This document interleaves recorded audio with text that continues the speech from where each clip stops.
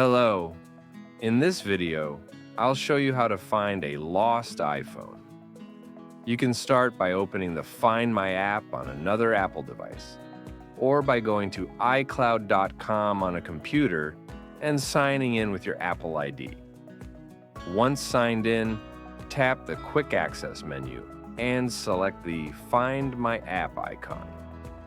Here you'll see a list of all your Apple devices linked to your account. Next, select the iPhone you've lost.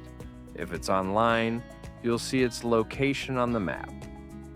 If your iPhone is nearby, tap Play Sound to make it ring, so you can find it quickly. If it's farther away, you can enable Lost mode and tap Next.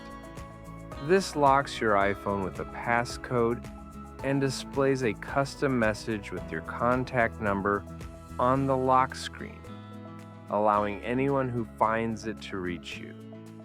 If you believe your iPhone is permanently lost or stolen, you can choose Erase iPhone to remove all personal data and protect your information. And that's it. With Find My, you can quickly locate, secure, and protect your lost iPhone.